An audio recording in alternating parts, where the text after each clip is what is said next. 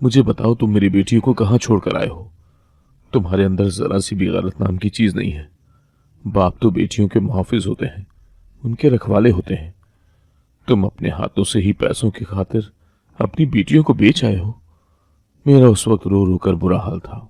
मुझे नहीं पता था कि असगर मेरी गैर मौजूदगी में मेरी बेटियों को किसी के हाथों बेच देगा, और मुझे ये भी नहीं मालूम था कि उसने मेरी बेटियों को किसे और कहाँ बेचा है।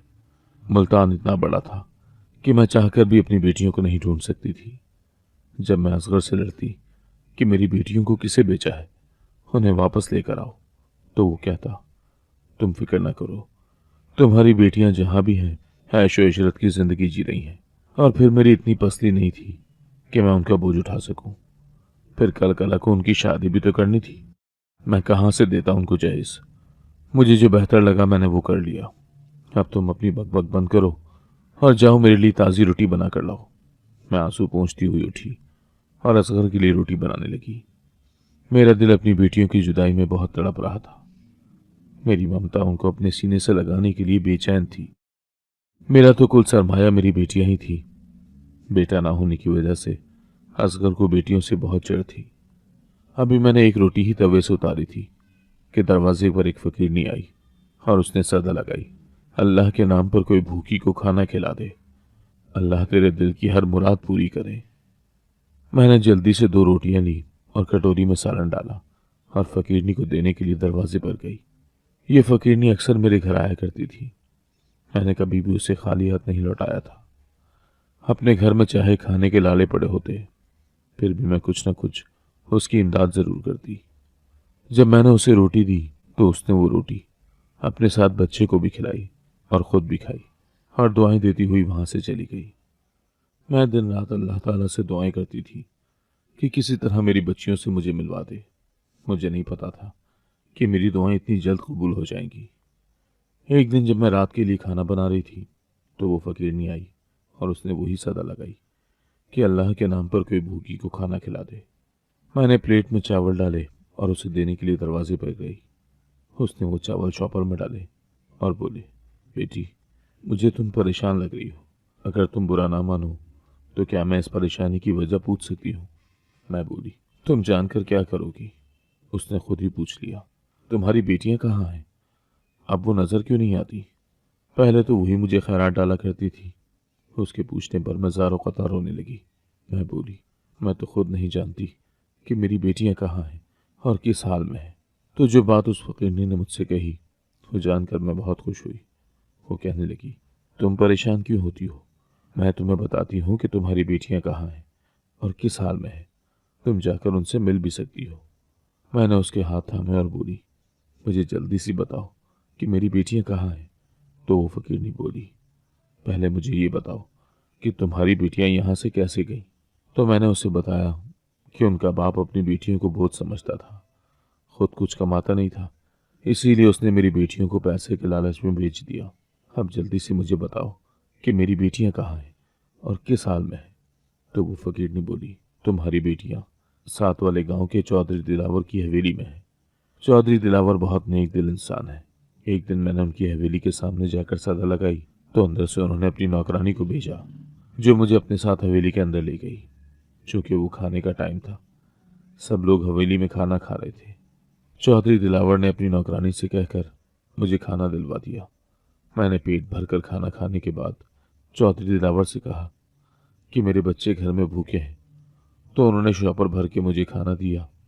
और हाँ, मुझे याद आया, मैंने वहां तुम्हारी 2 बेटियों को देखा था, जिन्होंने खूबसूरत लिबास पहना हुआ था और मालकिन की तरह कुर्सियों पर बैठी खाना खा रही थी। पहले तो मुझे ये नजर का धोखा लगा, लेकिन जब मैंने दिमाग पर जोर दिया तो मुझे याद आया कि मैंने तो उन्हें तुम्हारे घर में देखा है। इसीलिए मैंने आज तुम्हारी बेटियों के बारे में तुमसे पूछा। तुम फिक्र न करो, तुम्हारी बेटियां वहां बहुत ऐशो इशरत में हैं। नौकर उनके आगे पीछे फिरते हैं। चौधरी दिलावर, जो कि पहले बहुत जालिम चौधरी था, उसने नाहक बहुत से लोगों की जमीनें हड़प की थी। फिर पता नहीं खुदा के क्या करना हुआ कि उसकी बीवी की तबीयत अचानक बहुत खराब हो गई और वो कोमा में चली गई। उसके बाद चौधरी दिलावर एक रहमदिल इंसान बन गया है। तब से चौधरी दिलावर ने सारे बुरे काम छोड़ दिए हैं। उसने लोगों से छीनी हुई उनकी ज़मीनें भी वापस कर दी। ये सब जानने के बाद मैंने सुख का सांस लिया, वरना मैं तो ये सोच सोच कर बहुत परेशान थी कि पता नहीं मेरी बेटियों के साथ क्या सुलूक हो रहा होगा और वो किस हाल में होंगी। वो फकीरनी सब कुछ बताने के बाद वहां से चली गई और मैं ये सोचने लगी कि मैं वहां कैसे जाऊं, क्योंकि अगर मैं अपने शौहर को वहां जाने के बारे में बताती तो वो मुझे कभी भी जाने नहीं देता। रात को जब मेरा शौहर घर आया तो मैंने उससे कहा कि मैं कुछ दिन के लिए अपने मैके जाना चाहती हूँ। असगर बोला, पहले तो तुमने कभी मैके जाने का नाम नहीं लिया जब से तुम्हारी माँ इस दुनिया से गई है। मैंने कहा, मैं अपनी बेटियों को याद करके हर वक्त रोती रहती हूँ और परेशान रहती हूँ। वहां जाऊंगी तो मेरा दिल भी बहल जाएगा। कुछ दिन रहने के बाद मैं वापस आ जाऊंगी। असगर मान गया। उसने किराए के लिए मुझे कुछ पैसे थमाए। मैंने जल्दी से कुछ कपड़े साथ लिए और घर से निकल गई। पूछती पुछाती मैं उस गांव तक पहुंची। मुझे चौधरी दिलावर की हवेली का पता नहीं था। मैंने एक औरत से पूछा कि चौधरी दिलावर की हवेली कहाँ है। वो बड़ी हैरत से मेरी तरफ देखने लगी और बोली, तुम कहाँ से आई हो और चौधरी दिलावर की हवेली का क्यों पूछ रही हो? मैंने उससे ये बात छुपाई कि मैं अपनी बेटियों के लिए यहाँ आई हूँ। मैं बोली, इस दुनिया में मेरा कोई आगे पीछे नहीं है। सुना है चौधरी दिलावर बहुत नेक दिल इंसान है, गरीबों की बहुत मदद करता है, बेसहारों को सहारा देता है। मेहरबानी करके आप मुझे चौधरी दिलावर की हवेली का पता बता दें। उस औरत ने मेरे साथ एक बच्चा भेजा जो मुझे चौधरी दिलावर की हवेली के सामने छोड़कर वापस चला गया। वो हवेली कम और कोई महल ज्यादा लग रहा था। मैं हवेली के गेट के सामने खड़ी हवेली को बहुत हैरत से देख रही थी, जो कि बहुत खूबसूरत थी। गेट पर दो बड़ी बड़ी मूंछों और बड़े बड़े बालों वाले गार्ड्स खड़े थे। उनमें से एक मेरे करीब आकर बोला, हाँ बहन, क्या चाहिए? खड़ी क्या देख रही हो? किससे मिलना है? गार्ड का इतना पूछने पर ही मेरे तो पसीने छूट गए। मेरी टांगी कांप रही थी। मैं कांपती हुई आवाज में बोली, भाई, मुझे चौधरी दिलावर से मिलना है। वो बोला, क्यों मिलना चाहती हो? क्या काम है? मैं बोली, मुझे काम की ज़रूरत है। मैं बहुत अच्छा खाना बना लेती हूँ और घर के सारे काम कर लेती हूँ। तो गार्ड बोला, चौधरी दिलावर तो कहीं काम से गए हैं, तुम फिर आ जाना। मैं बोली, मैं बहुत दूर से आई हूँ। तो गार्ड बोला, ठीक है, तुम अंदर आ जाओ। वो मुझे अंदर ले गया और बोला, तुम यहाँ लॉन में बैठ जाओ। जब चौधरी दिलावर आएंगे तो मैं उनसे तुम्हारी मुलाकात करवा दूंगा और यहीं बैठी रहना। अंदर जाने की कोशिश मत करना, वरना ये तुम्हारे लिए अच्छा नहीं होगा, क्योंकि चौधरी दिलावर की इजाज़त के बगैर कोई भी अंदर नहीं जा सकता। मैंने हाँ में सर हिला दिया तो वो गार्ड वहां से चला गया। मैंने लंबा सांस खारिज किया और चौधरी दिलावर के आने का इंतजार करने लगी। लॉन, जो कि हवेली के अंदर वाले हिस्से के सामने था, मेरी नजरें बार बार हवेली के अंदर वाले हिस्से की जानिब उठ रही थी और मैं दिली दिल में दुआ कर रही थी कि काश मुझे कोई मेरी बेटी नजर आ जाए। लेकिन वहां मेरी बेटी तो क्या, कोई और भी मुझे आता जाता नजर ना आया। 3 घंटे इंतजार करने के बाद मुझे गाड़ी की आवाज आई तो मैं जल्दी से उठ खड़ी हुई। गाड़ी की आवाज आते ही गार्ड ने जल्दी से गेट खोला और गेट खुलते ही काले रंग की चमचमाती हुई गाड़ी गेट के अंदर दाखिल हुई। गाड़ी के पिछले हिस्से से 2 गार्ड निकले। उन्होंने जल्दी से गाड़ी का दरवाज़ा खोला तो चौधरी दिलावर गाड़ी से निकलकर अंदर चले गए।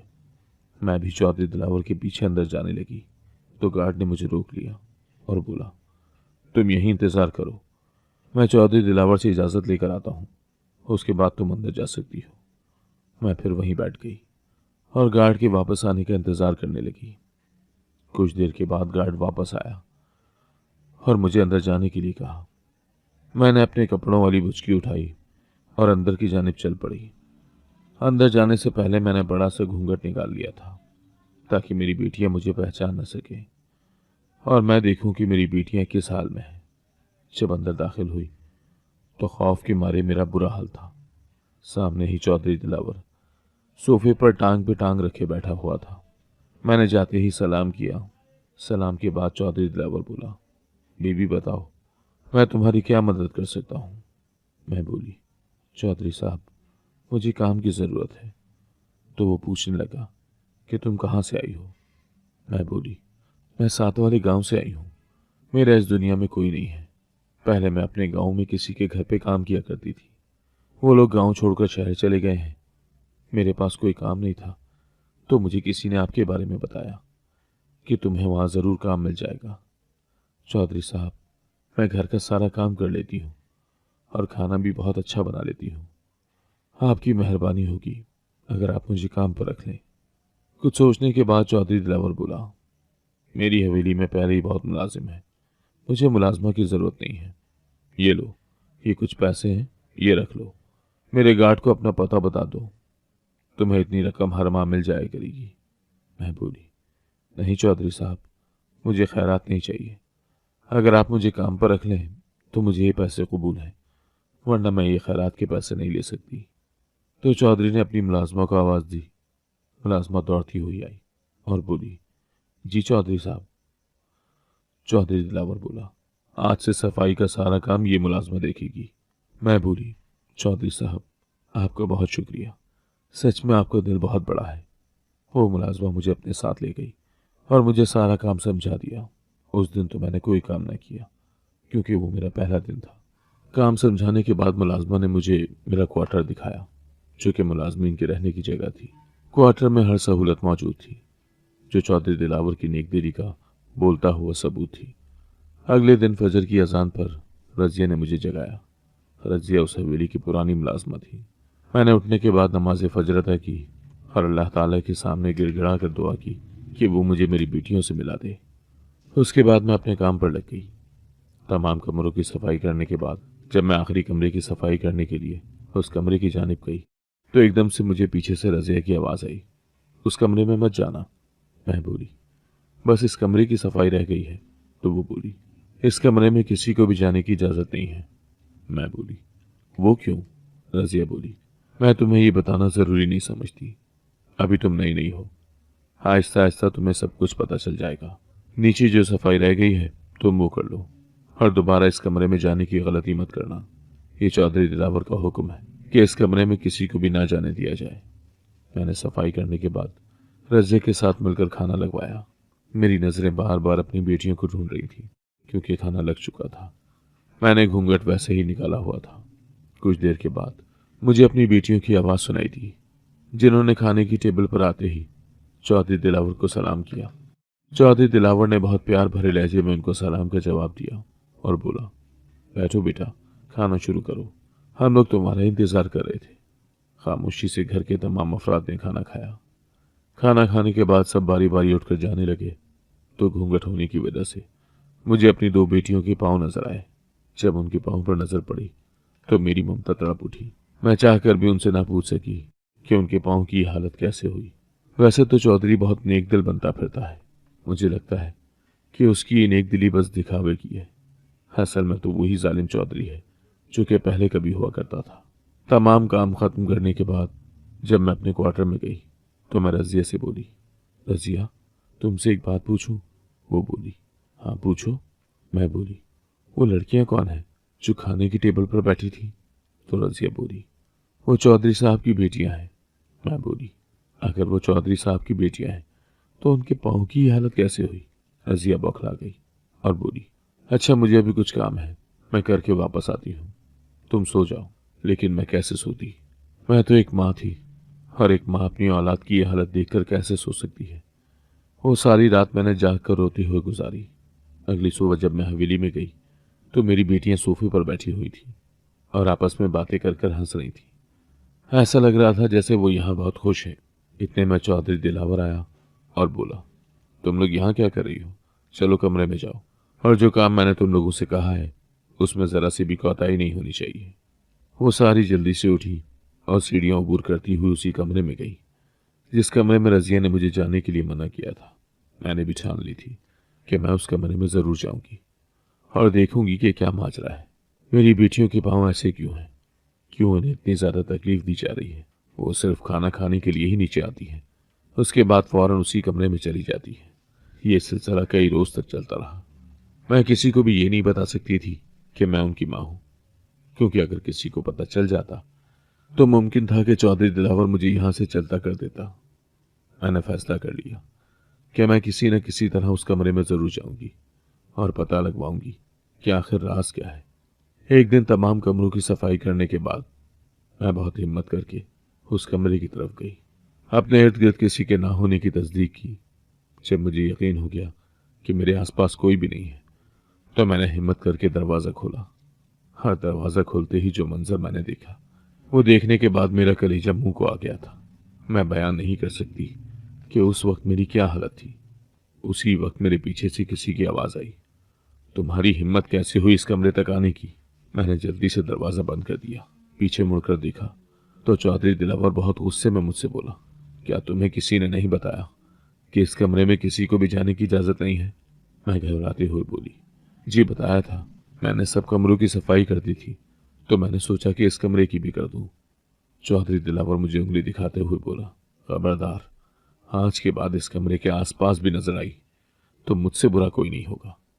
अब जाओ यहां से और जाकर अपना काम करो। मैं रोते हुए वहां से चली गई। रजिया, जो ये सब सुन रही थी, मुझसे बोली, मैंने तुम्हें मना भी किया था कि उस कमरे में मत जाना, क्योंकि वहां किसी को भी जाने की इजाजत नहीं है। चौधरी साहब ने इसी गलती की बिना पर ही कई मुलाजमों को नौकरी से निकाल दिया है, और हो सकता है कि तुम्हें भी नौकरी से निकाल दिया जाए, क्योंकि चौधरी साहब को बिल्कुल भी ये गवारा नहीं कि कोई उस कमरे के आसपास भी भटके। मैं रजिया से बोली, खुदा के वास्ते कुछ करो, मेरे पास तो और कोई ठिकाना भी नहीं है कि मैं वहां चली जाऊं। रजिया बोली, मैं कुछ नहीं कर सकती, मैं तो खुद एक मुलाजमा हूं, मेरी क्या औकात। इतने में चौधरी दिलावर नीचे आया तो मैं उसके पांव पड़ गई। चौधरी साहब, खुदा के वास्ते मुझे माफ कर दे, आज के बाद ऐसी गलती नहीं करूंगी, बस मुझे नौकरी से ना निकाले, मेरा और कोई ठिकाना नहीं है। चौधरी बोला, अच्छा अच्छा ठीक है, जाओ जाकर अपना काम करो, और अब मुझे कभी शिकायत का मौका नहीं मिलना चाहिए। अगले दिन हवेली को रंग बिरंग फूलों से सजाया जा रहा था। रजिया मुझसे बोली, समीना, आज पूरे घर की अच्छी तरह से सफाई करने के बाद किचन में आ जाना और खाना बनाने में मेरी मदद करना, क्योंकि आज ज्यादा लोगों का खाना बनाना है। मैंने हाँ में सर हिला दिया और अपने काम में मसरूफ हो गई। सफाई का काम खत्म करने के बाद मैं रजिया के हाथ बटाने किचन में चली गई। मैं रजिया से बोली, आज ये इतना एहतमाम क्यों हो रहा है, क्या कोई आ रहा है?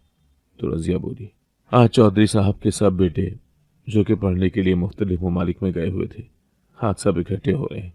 इसी खुशी में हवेली को सजाया जा रहा है, और चौधरी साहब ने हुक्म दिया है कि खाना बहुत अच्छा होना चाहिए, क्योंकि उनके बेटे काफ़ी सालों बाद हवेली आ रहे हैं। इसीलिए चौधरी साहब चाहते हैं कि किसी चीज़ में कोई कमी नहीं होनी चाहिए। अच्छा, अब तुम जल्दी जल्दी हाथ चलाओ और अपना एक घूंघट उठा दो, यहाँ मेरे अलावा कौन सा कोई दूसरा है। मैंने अपना घूंघट उठाया। रजिया बोली, अच्छा तुम सलाद बना दो। मैंने सलाद बनाने के बाद बर्तन साफ किए। इतनी देर में गाड़ी के हॉर्न की आवाज़ आई।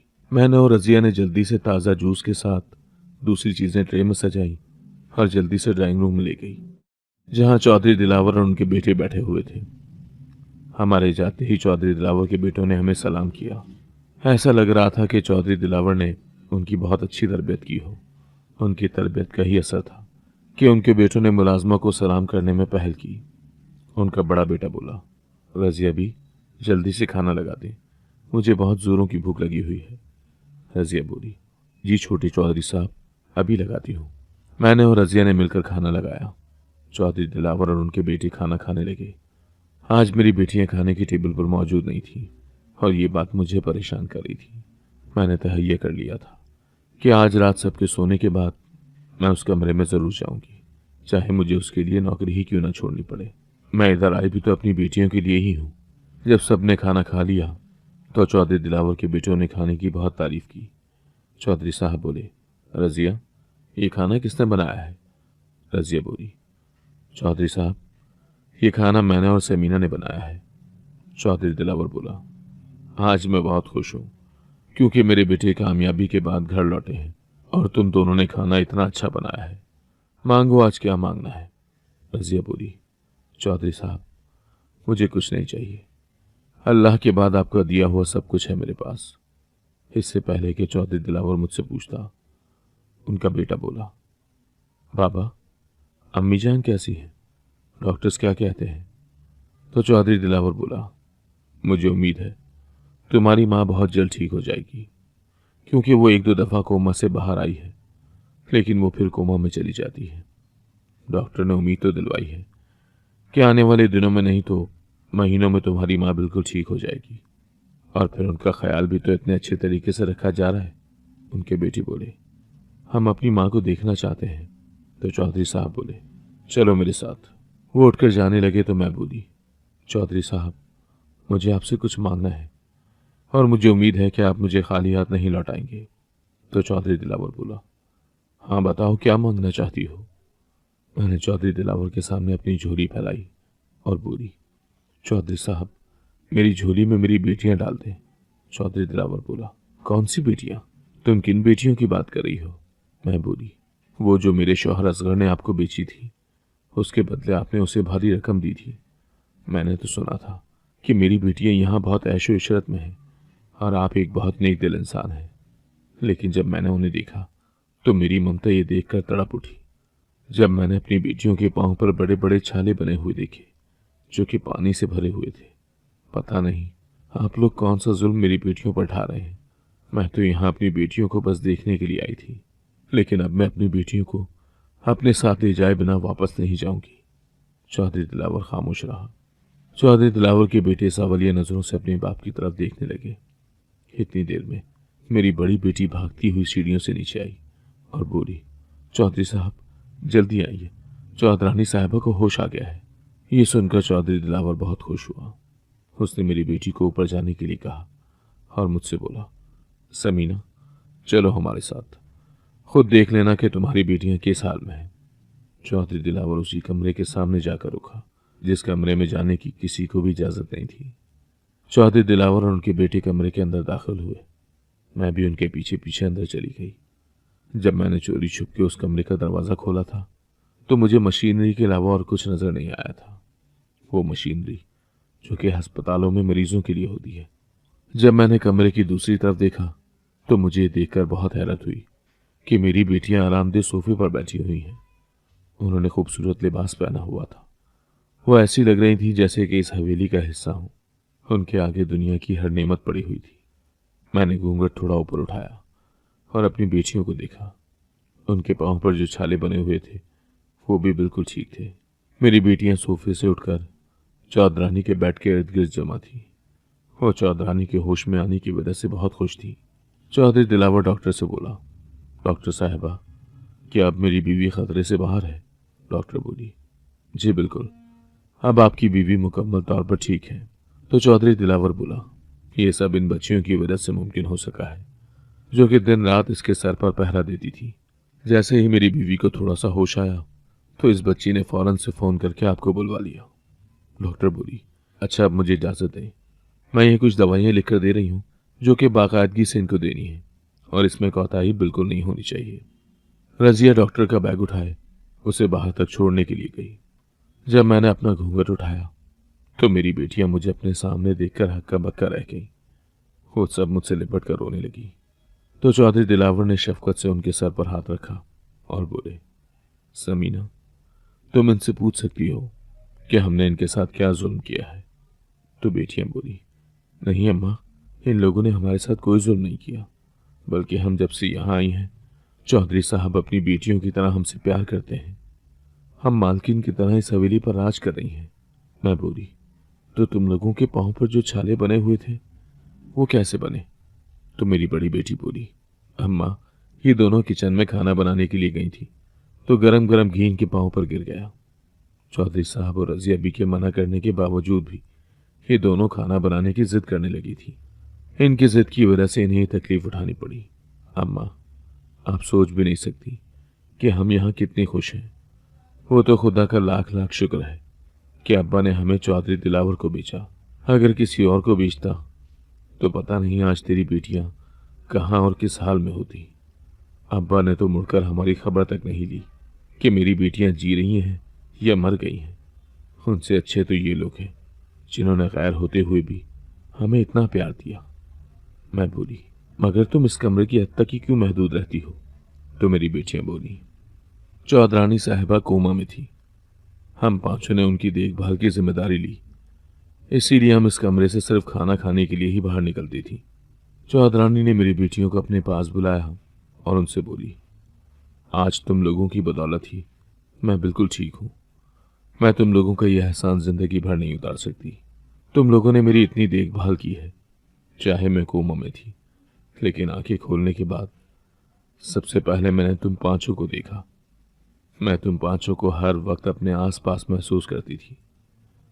चौधरी दिलावर को गहरी सोच में डूबा हुआ देखकर चौधरानी बोली, दिलावर साहब, आप किन सोचों में डूबे हुए हैं? तो चौधरी दिलावर बोला, मैं कुछ सोच रहा हूं, मगर पता नहीं जैसा मैं सोच रहा हूं ऐसा मुमकिन हो सकता है या नहीं। तो चौधरी दिलावर का बड़ा बेटा बोला, हमें भी तो पता चले बाबा, आप क्या सोच रहे हैं? तो चौधरी दिलावर बोला, अगर तुम पांचों को कोई एतराज ना हो तो मैं अपनी पांचों बेटियों का निकाह तुम पांचों से करना चाहता हूं। तो उनके पांचों बेटे बोले, बाबा, हमें इससे कोई एतराज नहीं है। आप हमारे बड़े हैं और बड़े होने के नाते आप हमारे लिए जो भी फैसला करेंगे वो हमारे लिए सर आंखों पर होगा। तो चौधरी दिलावर मुझसे बोला, समीना बहन, तुम बताओ, तुम क्या चाहती हो? क्या तुम वापस अपनी बेटियों को उस दरिंदे इंसान के पास लेकर जाना चाहती हो जो फिर दोबारा उन्हें किसी और के हाथों बेच सकता है? समीना बहन, तुम मानो या ना मानो, मैं अपनी बेटियों को हरगिज तुम्हारे साथ नहीं जाने दूंगा। एक बाप होने के नाते मैं अभी और इसी वक्त इनका निकाह अपने बेटों से करूंगा, क्योंकि इनसे अच्छी बहुएं इस घर के लिए हमें कोई और नहीं मिल सकती। चौधरी दिलावर ने उसी वक्त मौलवी और गवाहों को बुलवाया और बारी बारी मेरी बेटियों का निकाह अपने बेटों से कर दिया, ये जानते हुए भी कि उनके बेटे बाहर के मुल्कों से आला तालीम हासिल करके आए हैं और मेरी बेटियां बहुत कम पढ़ी लिखी हैं। निकाह के बाद मेरी बेटियां मुझसे गले मिलकर बहुत रोईं। तो मैं उनसे बोली, रो मत, तुम लोगों को तो खुश होना चाहिए कि तुम लोगों को इतने अच्छे ससुराल वाले मिले जो तुम लोगों को माँ बाप की कमी महसूस नहीं होने देंगे। बस मेरी तुम लोगों को यही नसीहत है कि चौधरी साहब और चौधरानी साहिबा की इज्जत और खिदमत करना, क्योंकि इन लोगों ने ही तुम बेसहारों को सहारा दिया है। मैंने चौधरानी साहिबा और चौधरी दिलावर से इजाज़त मांगी कि क्या मैं कभी कभार अपनी बेटियों से आकर मिल सकती हूँ। तो चौधरी दिलावर बोला, क्यों नहीं समीना बहन, ये तुम्हारा अपना ही घर है, तुम्हारा जब दिल करेगा तुम आकर अपनी बेटियों से मिल लेना। सबसे इजाज़त लेने के बाद मैं अपनी बेटियों को ढेरों दुआएं देती हुई अपने गांव की तरफ चल पड़ी, इस सुकून और इत्मीनान के साथ कि मेरी बेटियां खुशहाल जिंदगी जी रही हैं।